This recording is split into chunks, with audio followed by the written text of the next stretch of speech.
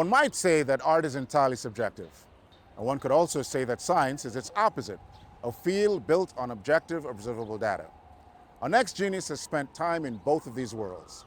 This is the story of a CUNY graduate who became a MacArthur Fellow, whose career has landed squarely in the data-driven scientific field of fruit flies.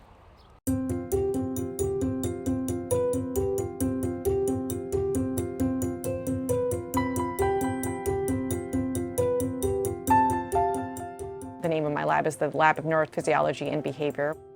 The lab is comprised of about probably close to 20 people, mostly graduate students and postdoctoral fellows. We study very basic aspects of the way the nervous system functions using a simple model system, which is the fruit fly Drosophila. The fly brain contains about 100,000 neurons compared to our 90 billion neurons. The complexity of most mammalian brains, including humans, is really almost intractable. But the fly brain is an amazingly rich kind of substrate to think about really how information flows, how connections change, how both the experience of an individual alter the way information flows, how evolutionary selection changes the way these paths within the nervous system are altered. At the Ruta lab, Vanessa and her team look in microscopic detail at these fascinating insects. You can really understand their anatomy and function in incredible detail and think about their basic computational role within the nervous system and how they shape behavior. In the lab, we actually have about half a dozen different Drosophila species that we're working on, where we can use the same tools, the same sort of genetic tools that have been developed for Drosophila melanogaster. We can now translate these into these other species. I would say Drosophila is right now emerging as one of the most powerful systems, I would say, in neuroscience, partially just due to the fact that they have 100,000 neurons that have been largely mapped out. But before Vanessa entered the world of neuroscience, she was pursuing a career in an unrelated field. I left ballet when I was 21, so I pursued it all throughout high school and then for several years afterwards. I realized I was never going to be as successful as a ballet dancer as I wanted to be. I was fortunate that I ended up going to a high school for math and science, Stuyvesant High School. I had an amazing chemistry and biochemistry teacher there, Dr. Duane, who was really, I thought, amazing at sort of conveying the beauty of like the periodic table. It's something that I enjoyed, that kind of logic and thinking about it when I was a student, and then, when I was 21 and feeling quite frustrated with what my future might hold as a ballet dancer, I decided I would take a class for fun at Hunter College, and I decided the class I would take was chemistry, taught by Charles Michael Drain. I realized it was just so much fun, and somehow that was just incredibly rewarding. And I realized, well, maybe that is telling me something about my path for the future.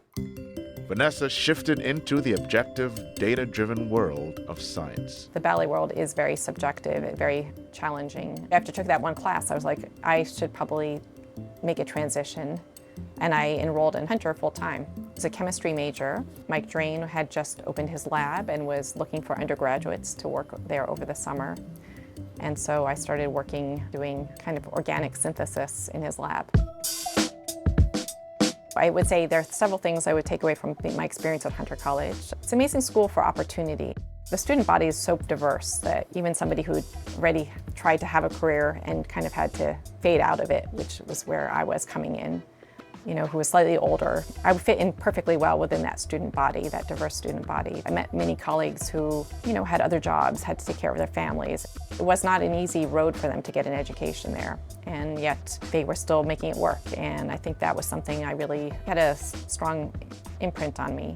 I felt like also it was an extremely supportive environment, so if you were excited about science, there were so many people who are there to help mentor and guide me through the process of becoming a scientist, or giving me, opportunities to work in their labs, or pointing me to other opportunities. These opportunities included spending time with two Nobel Prize winners, Dr. Rod McKinnon and Richard Axel. She studied at the renowned Marine Biological Laboratory in Massachusetts and did postdoc work at Columbia University. In 2011, the Laboratory of Neurophysiology and Behavior opened here at Rockefeller University. The things that have been really exciting to us to study in the lab, especially over the past few years, is thinking about how, for example, the internal state of the fly can change. If it's in the presence of a potential female mate, males become suddenly very excited and they will track visual stimuli that they would not be tracking before. So the response to, for example, a visual stimulus for the fly can be switched on and off in a way that is dependent on its arousal state. Similar to the way our own, internal motivational and emotional states can change the way we react to the world around us. Male flies, for example, perform a very elaborate courtship ritual to entice a female to copulate.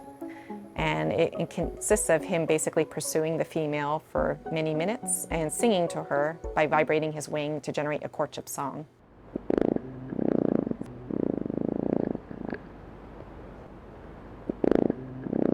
And so the thing about this behavior that has been super compelling to study is it's a beautiful feedback loop between male and female behavior, so you can start to really think about dynamic processing of the way sensory information can be kind of reciprocally exchanged. Courtship behavior is like a beautiful kind of dynamic exchange of information between the male and the female in the same way a human conversation is. Another major area of study, aside from the mating rituals of the fruit fly, is the tiny insect sense of smell. The sense of smell for flies is one of the central modalities that they use to navigate their environment. It's a very important modality. If you have a fruit fly infestation you see on a single rotting fruit in your kitchen, many different fruit flies congregate, and how they get there is by using their sense of smell to navigate invisible olfactory plumes. The fact that they've propagated around the globe is part a testament to their ability to find appropriate food substrates, like food sources. Even though insects and humans and mammals use very different receptors for detecting odors, the basic neural logic of the way that information is processed within the brain is almost identical. It's a beautiful example of convergent evolution. There are so many beautiful parallels between the basic architecture and function of circuits, even in simple fruit flies, and mammals, and including humans, that it's easy to see the parallels. Vanessa is now firmly embedded in the world of scientific research, a world removed but still connected to the Westbeth Artist Housing Complex, where she was raised by her artist parents. My father, who passed away in 2016 when he was 98, but he painted, every day of my life. He was so devoted to his craft. When I think about the scientific process and I think about the influence that, the artistic environment I grew up in, really highlighted the parallels to me of how, artists and scientists really are very similar spirits. It's about kind of honing the craft where you really work at it every day, but it's also sort of this, as I said, this kind of artistic creativity and inspiration you get occasionally. I think my father's, especially my father, who was so kind of devoted and dedicated to his work, I think had a very strong influence on the type of person I am. I can see that.